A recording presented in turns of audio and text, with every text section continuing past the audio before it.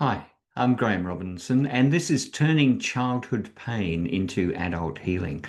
And today we're going to talk about adverse childhood experiences. And it's called ACEs. That's a questionnaire that can identify what sort of abuse we suffered as kids and how much of an impact it will have.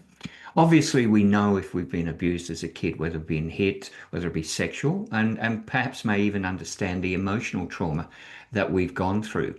But what happens is that over a period of time, over generations, of course, many of us have been told, well, just suck it up. You've been hit, that's what happened.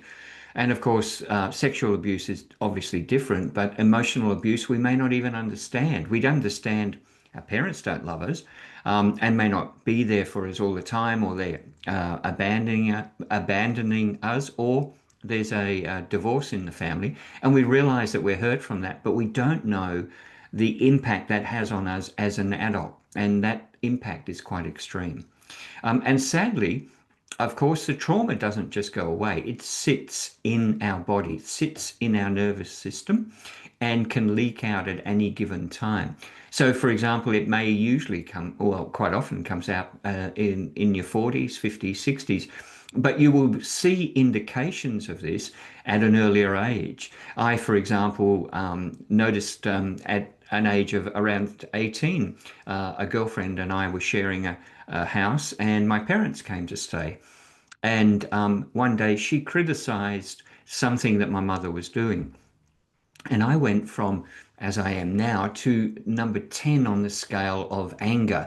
I was just extreme, my rage. I shouted at her and carried on.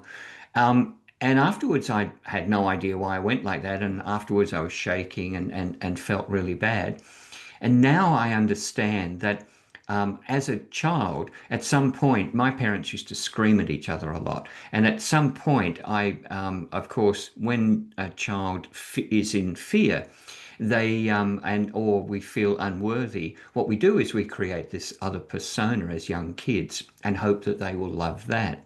But we try so desperately to strive for their love that what happens is that trigger from my girlfriend was one of, if I do anything or say anything to my mother that is not loving and not that she's in the right, then I may lose that love. That's the fear that you have. Now, you don't have that as an adult, but it triggers that trauma in you. And so all of a sudden you react and you don't know why, because that was given to you as what is known as an imprint when you are too young to put words to it. So the fear of losing your parents and being unloved, you start to learn at the age of 2 or 3. You could have been hit at that early age. The screaming that my parents did caused fear. So that is lying in you and you don't know it's there. And it comes out. And that's why we often see, I mean, even road rage is connected to some of this, domestic violence, certainly. These things are sitting inside us and we go into this extreme rage and we don't really understand it. I mean, for example, kids do detach from the reality. For me, I realized, well, I didn't realize in the terms of consciously thinking, but for me, leaving the home and being outside was my safety area. So in winter, even in England, or in summer, we lived in Africa as kids. I'd rather be in the African bush most days and all day, because I felt safer there. I didn't feel safe within the home. I had to walk on eggshells. I didn't know when something would erupt and when I would be in trouble and be abused or be hurt. The other thing is that we learn from our parents the actions that they undertake, of course. And the classic example is a son watching a father beat his mother often repeats that scene in his own relationships. And it not always, but quite often it can happen. And the question is why? Well, it can be because it's familiar to our inner child and they feel safe because that's what they've learnt and that's what they know. I know it's quite odd to understand that they feel safe with that, but that's actually part of what's happening. But to begin with all of this, we need to understand and acknowledge our child abuse. And we need to acknowledge it as abuse, not as something that just happened because that's what parents did. It is abuse.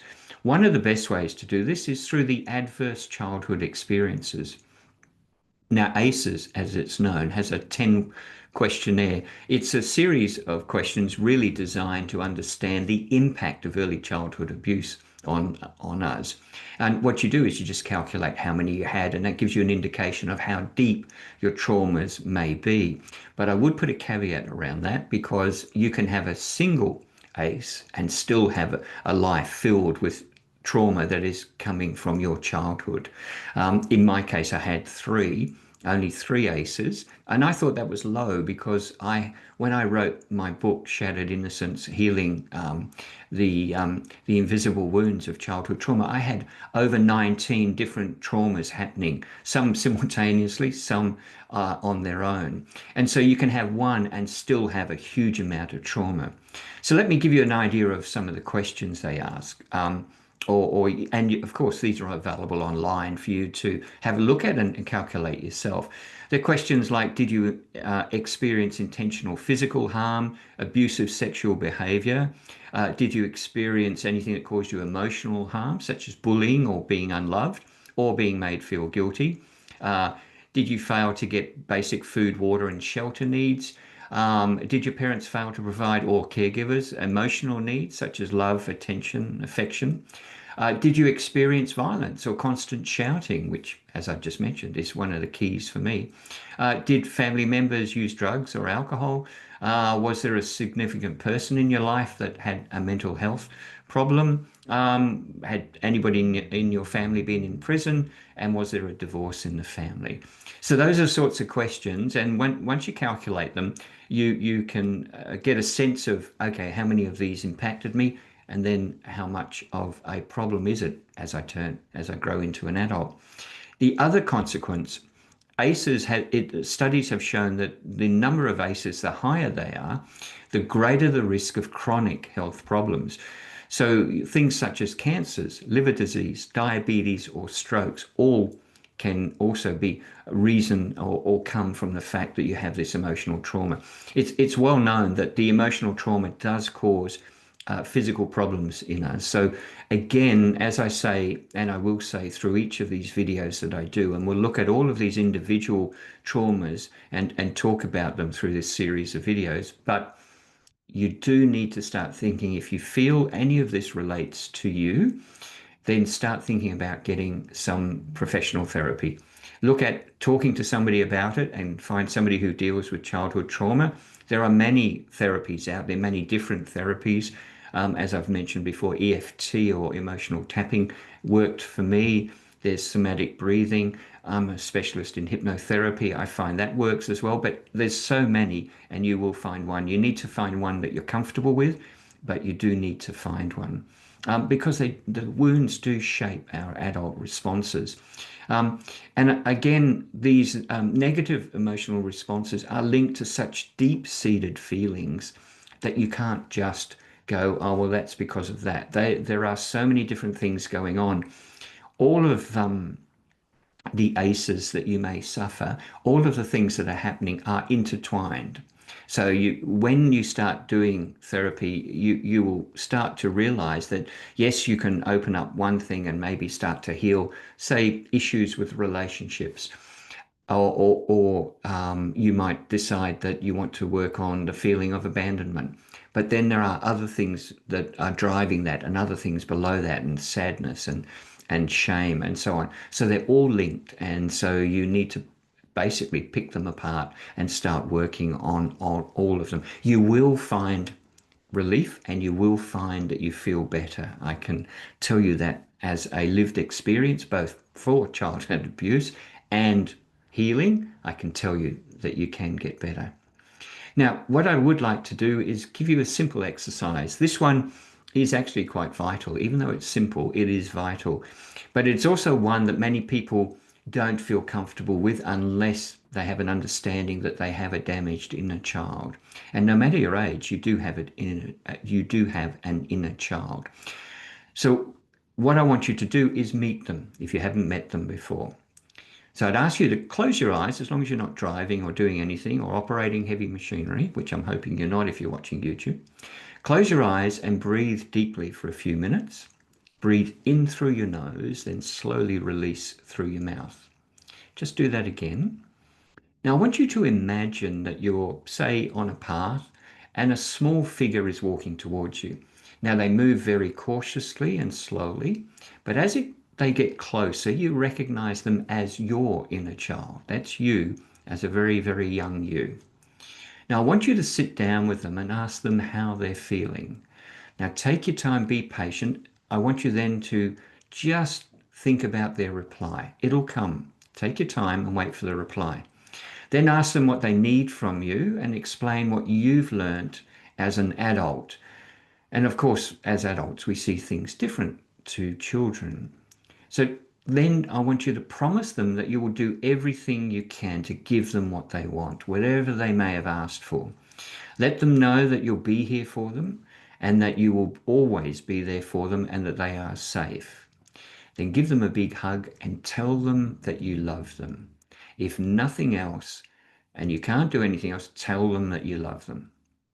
Now, it's also important that you continue any work you do, any of the, even if you're doing meditation, say you're doing arts to try and feel better or going for walks in the bush, it's important that you continue to do those repetitively because it helps, not just once. So continue to talk to your inner child if you can once a day, but at least through the week. And a simple way of doing that, obviously you don't have to close your eyes and do deep breaths each time.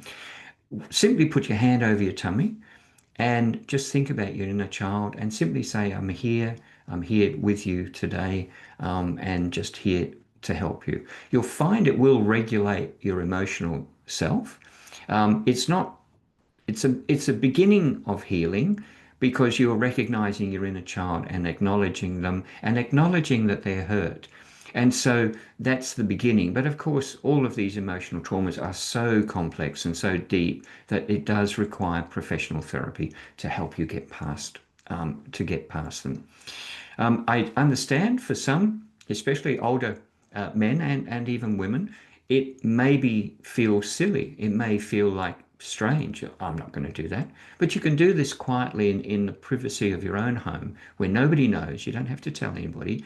And I guarantee that you will feel and understand and connect with your inner child, and it will make you feel better. And therefore, you'll feel better around you and it'll help the people around you as well. So it's certainly a worthwhile exercise. Next time, I'm going to discuss why, even though we've suffered abuse, we can end up being a bully and an abuser. So we'll talk about that in the next video. If you'd like to find out more about me, go to grahamrobinsonwellness.com. Or, of course, if you want to check out the book, feel free. Shattered Innocence, Healing the Invisible Wounds of Childhood Trauma. That's available on Amazon. Till next time, take care.